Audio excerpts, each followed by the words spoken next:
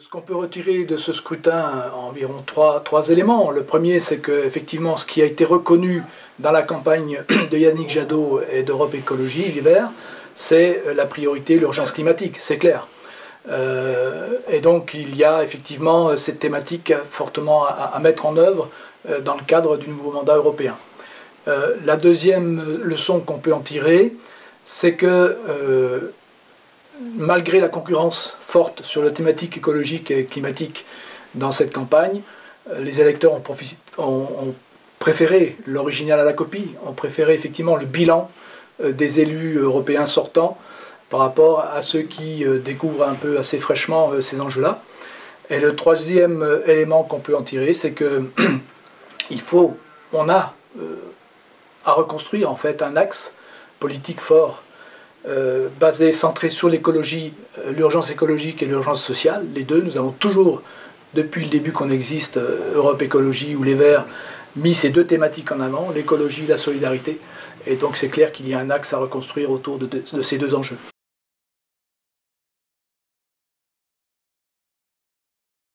Je ne sais pas s'il faut mettre la gauche entre guillemets, hein, c'était assez amusant votre façon de formuler la question. On va dire depuis quelque temps, la gauche est en train de se recomposer, la gauche et la droite d'ailleurs, hein, on va en reparler. Mais je crois que c'est effectivement ce que confirme cette élection européenne, à la fois effectivement la poursuite de la recomposition du paysage politique français, et puis concernant le Parti socialiste et ses partenaires dans cette élection, à savoir Place Publique et Nouvelle Donne, bien ma foi, on fait un score qui est celui que tout le monde connaît, hein, voilà, qui n'est pas le score le plus important que nous ayons fait, même si nous avons eu parfois des scores moins importants au niveau des européennes qu'au niveau des élections nationales. Pour autant, nous envoyons des élus au Parlement européen et c'est pour nous une partie du contrat rempli.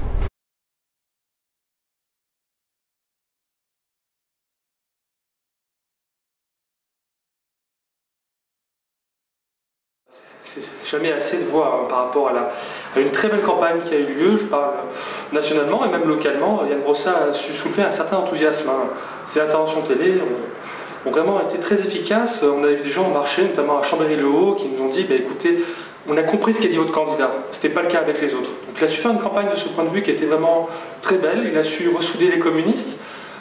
C'était la première fois depuis 12 ans qu'il n'y avait pas eu un candidat communiste. C'est pas rien.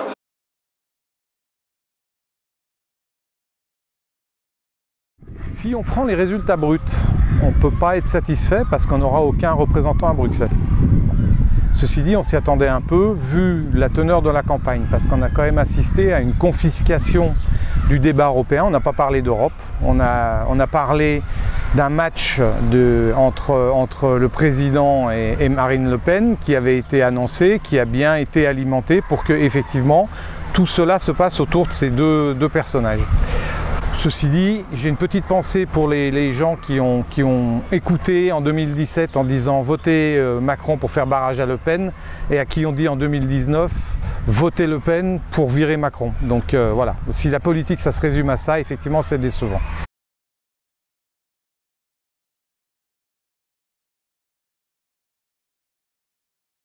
On nous a volé ces élections. Les élections européennes sont des élections qui sont à la proportionnelle, avec une particularité en France, c'est qu'il faut faire 5% pour avoir des élus, mais on n'a pas assisté à ça. On a assisté à ce que certains médias ont voulu nous mettre, c'est un duel. Le duel entre le Front National et Macron. C'est malheureux, mais ça nous a quand même tué les élections, pas qu'à nous d'ailleurs, on voit le pour contre Macron aussi, après qui est apparu. C'était pas l'objet, l'objet c'était l'Europe. L'Europe c'est un sujet quand même qui méritait bien mieux que tout ça. C'est effectivement la stratégie qu'on peut observer depuis maintenant 2 ans, effectivement. Je crois que le président Macron a travaillé sur sa gauche, a décomposé effectivement en 2017 et là, il a plutôt travaillé à décomposer sur sa droite lors de ces élections de 2019. Moi, je reste très dubitatif et c'est un élément d'analyse qu'il est important de noter à mon avis, très dubitatif sur une vie politique française qui serait uniquement structurée autour autour d'un duel entre des soi-disant progressistes, libéraux, et des nationalistes souverainistes. Et je crois que si on s'enferme dans ce débat-là, on va appauvrir la vie politique française et surtout, on risque d'avoir un processus d'alternance qui se développera et qui fera venir tôt ou tard ceux qui aujourd'hui ne sont pas les représentants des valeurs démocratiques que la gauche et la droite partageaient quand même dans l'histoire politique française récente au pouvoir. Donc je suis moi très inquiet de cette nouvelle bipolarisation qui semble s'installer. Personnellement, je la réfute. Non, mais vous voulez bien me laisser parler aux vrais médias? Oui, mais est-ce qu'on peut voter blanc? Non, mais vous voulez bien me laisser parler aux vrais médias? Oui, mais est-ce qu'on peut voter blanc?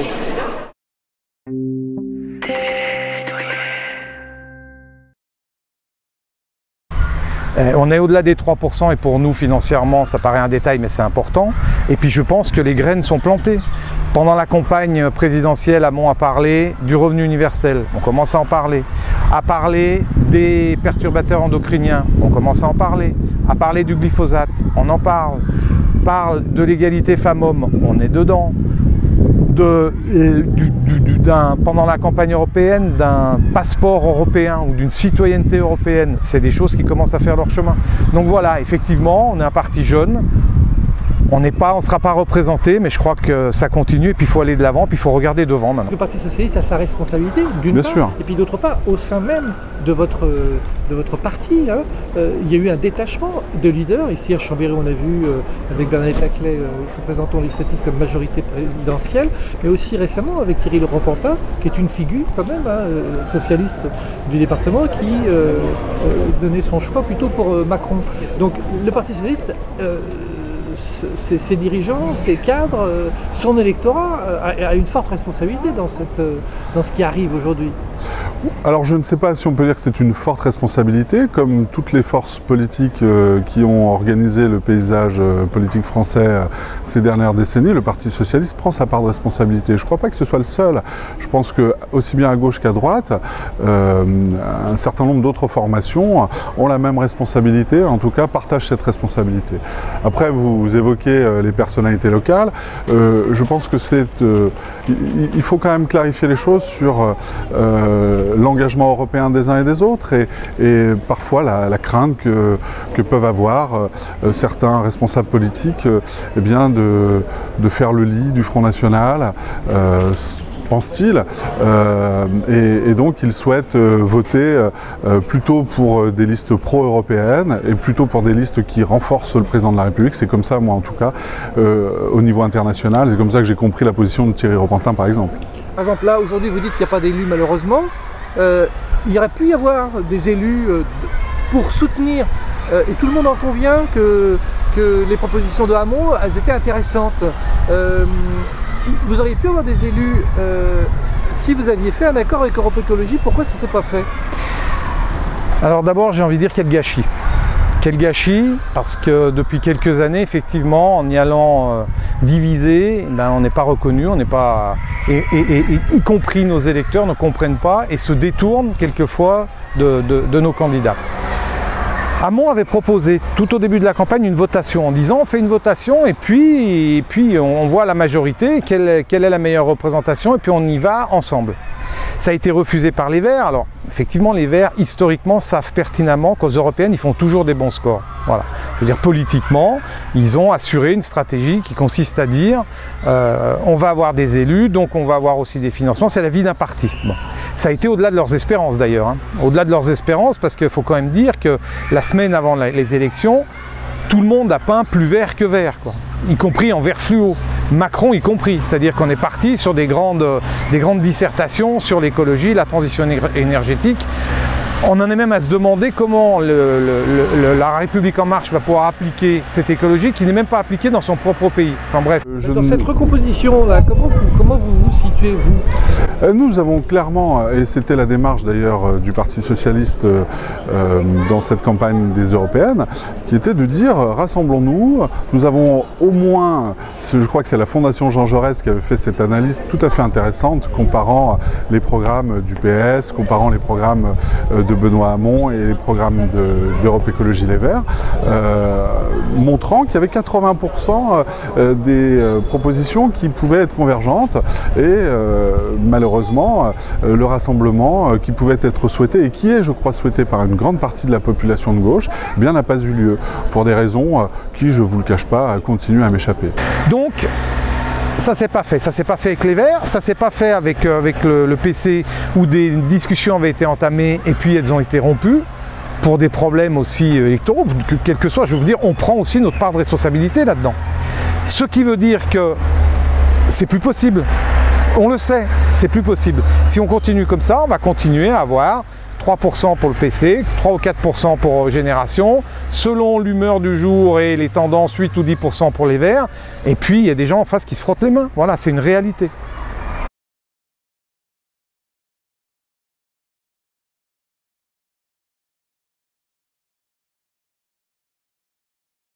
Qu'est-ce que ça vous donne comme responsabilité ou comme perspective par rapport aux prochaines élections municipales qui auront lieu en mars 2020 ?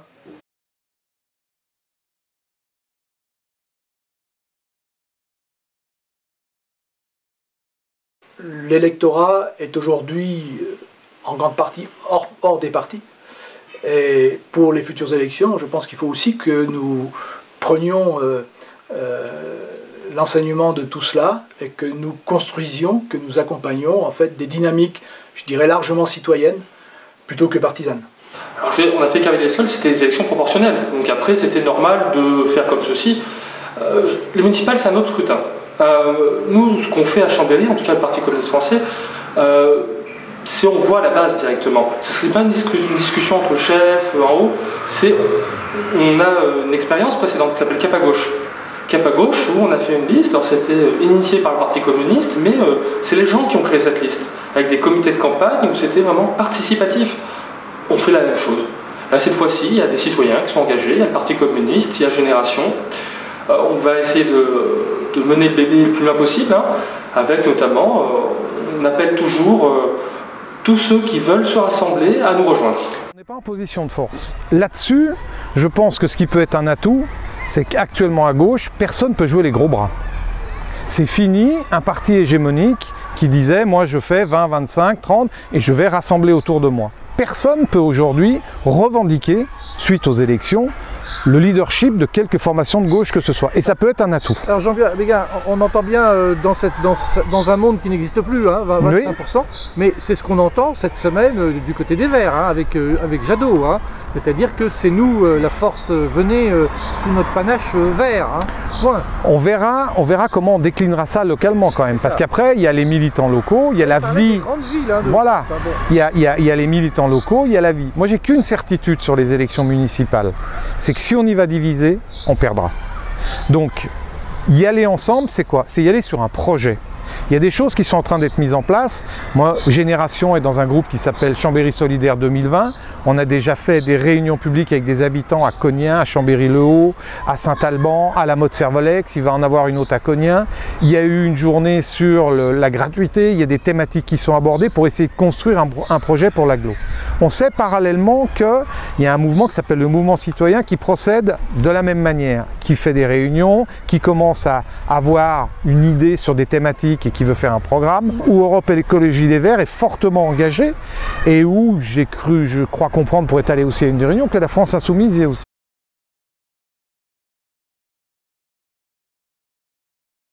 C'est pas en additionnant des partis qu'on va réussir à mobiliser l'électorat. L'électorat souhaite se mobiliser sur de vrais enjeux, sur des thématiques, sur des projets, sur des programmes. Et je crois qu'il faut construire effectivement des choses autour de cet axe de l'écologie et de la solidarité, qui je dirais est un peu le nouveau nom de la gauche, comme on le dit aussi dans notre parti, puisque gauche et droite, est-ce que ça veut dire encore des choses dans l'électorat, même si bon nombre d'électeurs ne confondent pas leur main gauche et leur main droite, mais malgré tout, il faut avoir une posture beaucoup plus large, beaucoup plus mobilisatrice, et je pense qu'effectivement c'est autour d'un axe nouveau, écologie-solidarité, qu'il faut construire l'avenir d'une alternative autant aux ultralibéraux, le macronisme, que le nationalisme représenté par le Front National. Bon. Ceci dit, le rassemblement, il se fera sur un projet. Ça veut dire qu'est-ce qui nous différencie et qu'est-ce qui nous rassemble. S'il y a plus de choses qui nous différencient, effectivement, c'est pas la peine qu'on travaille ensemble. Moi, je suis convaincu qu'il y a plein de choses qui nous rassemblent, et puis essayons de discuter sur ce qui nous différencie.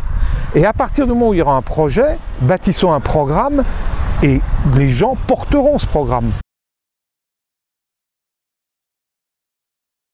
On va dire que la responsabilité forte, c'est Europe Écologie Les Verts, mais qui ne veulent pas apparaître en tant que tels, en tout cas local, et qui sont plutôt inscrits comme d'autres dans des dynamiques de mouvements citoyens. Dans des dynamiques collectives, je l'espère en tout cas, alors on les appelle comme on veut, mais dans des dynamiques collectives et qui sont aujourd'hui, à mon avis, une des options fortes. En tout cas, personnellement, et je crois que le Parti Socialiste, mais nous aurons à en débattre encore d'ici l'été, mais personnellement, je considère qu'il y a aujourd'hui à se rassembler le plus largement possible autour d'un projet qui soit écologiste, qui soit social et qui soit citoyen, c'est-à-dire qui injecte de la démocratie dans le local. Aujourd'hui, moi je croise chaque jour des gens qui me disent toute l'insatisfaction qui est la leur par rapport à la gouvernance qui est celle de l'équipe actuelle en place, par rapport à un certain nombre de projets menés, par rapport à un certain nombre d'actions menées et qui dégradent le cadre de vie chambérien. Je crois qu'on a une équipe municipale aujourd'hui dirigée par Michel Dantin qui est plus dans l'autosatisfaction que dans l'autocritique. Et de temps en temps un peu d'autocritique, et nous en savons quelque chose à gauche, eh bien ne fait pas de mal.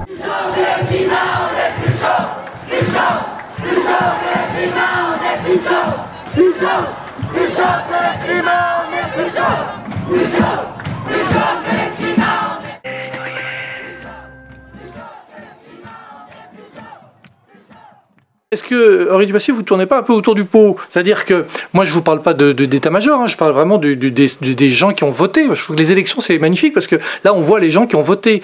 Et on voit aussi par exemple sur Chambéry qu'il y a France Insoumise plus PC, ils sont en augmentation par rapport aux européennes.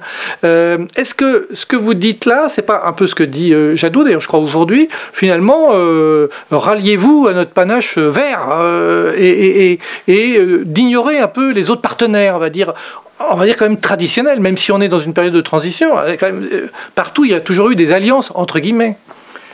Oui. Comment vous faites avec ces forces en présence à Chambéry excusez-moi, pour être au deuxième tour?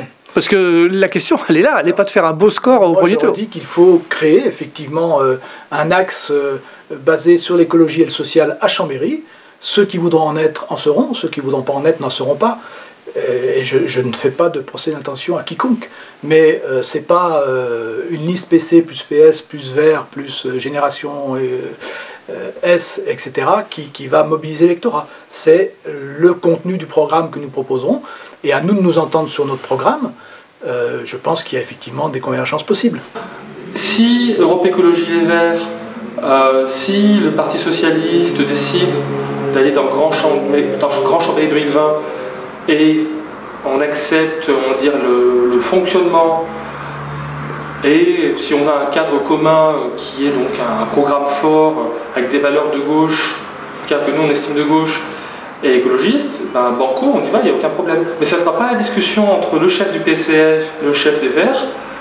C'est pas du tout notre philosophie. Est-ce que justement la présence des personnes, ou peut-être demain des étiquettes, on verra, n'est pas rédhibitoire pour certaines personnes vis-à-vis du Parti Socialiste aujourd'hui, compte tenu de la gestion qu'ils ont eue, mais on pourrait le dire aussi d'Europe Écologie Les Verts ou du Parti communiste, parce que par exemple chez les jeunes, ce qui est flagrant, c'est qu'ils estiment que les élus qui étaient en place, les politiques, n'ont pas fait le boulot, donc c'est valable pour tout le monde, mais particulièrement pour vous, et particulièrement à Chambéry. Est-ce que votre présence n'est pas un remboussoir? La présence du Parti Socialiste. Voilà. La présence du Parti Socialiste... Dans la recomposition d'une gauche de gauche, à Chambéry, face à un projet de Michel Dantin du Lin, et de cet inconnu quand même, mais y a une demande macroniste ici à Chambéry, hein, donc d'une deuxième liste pour l'instant qui ne s'est pas présentée. Parce que l'enjeu, c'est qu'il n'y aurait pas de liste du tout au deuxième tour, quoi, hein, c'est clair. Alors, gauche de gauche, bon, je crois qu'il faut sortir de ce genre de débat, me semble-t-il. Ce qui compte aujourd'hui, c'est la capacité qu'auront un certain nombre de formations politiques, certes, mais aussi un certain nombre de citoyens à construire un projet qui marque une différence nette avec ce qui se fait actuellement. Je pense que beaucoup de gens qui pouvaient penser que le Parti Socialiste, ses partenaires à une époque, ou les gens qui se revendiquaient d'une gauche plus modérée, constate qu'aujourd'hui, hein, comment vous dire, quand on fait la comparaison entre les mandats précédents que nous avons connus à Chambéry et le mandat actuel, on voit très bien qu'il y a une différence. On la note très clairement et on voit très bien quels sont les axes de gauche qui marquent cette différence.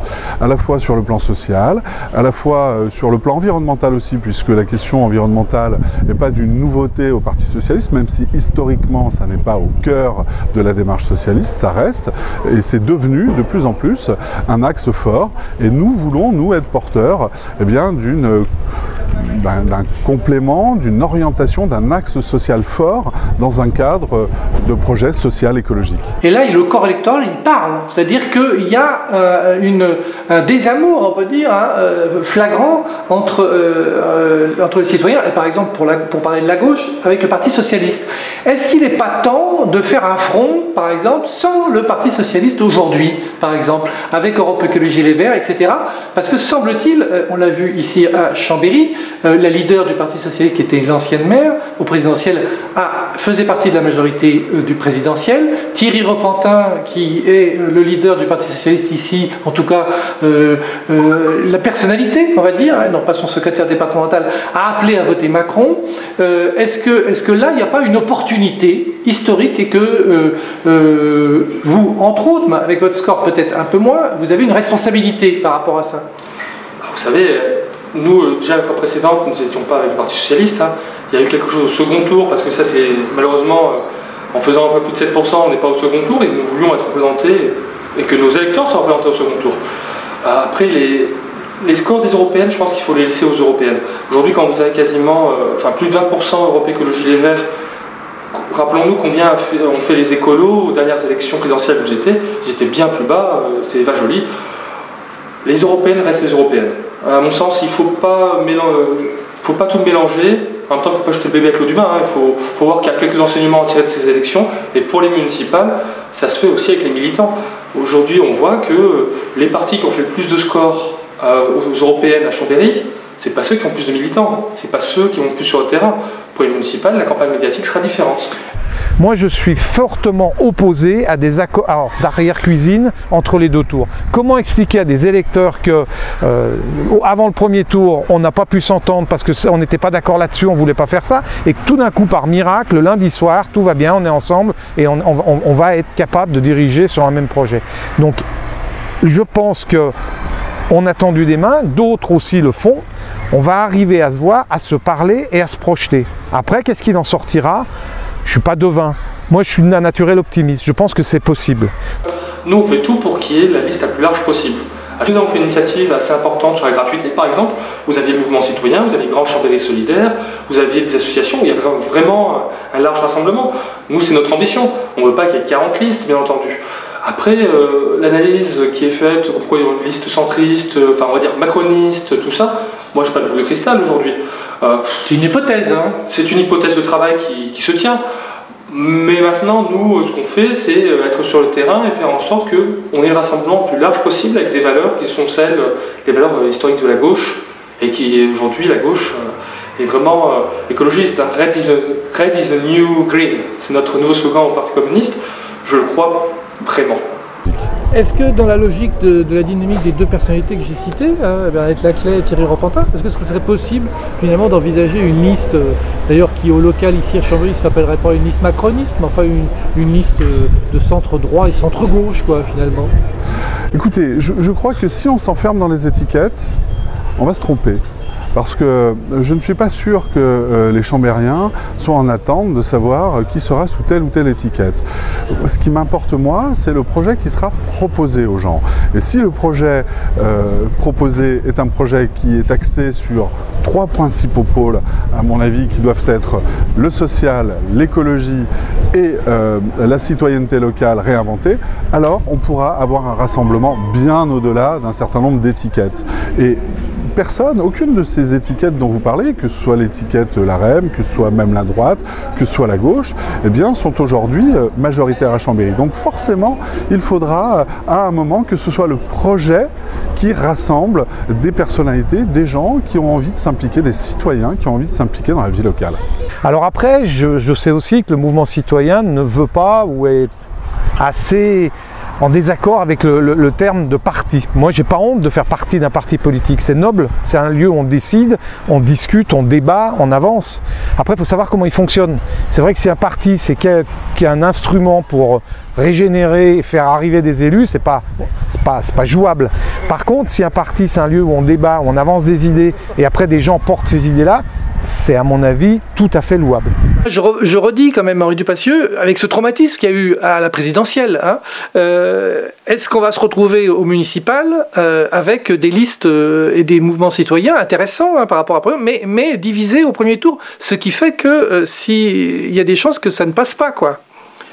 Alors qu'il y aurait un potentiel là. Oui, mais je pense qu'il faut que les dynamiques citoyennes, il y en a peut-être d'ailleurs plus que 2, hein, qui se structurent actuellement,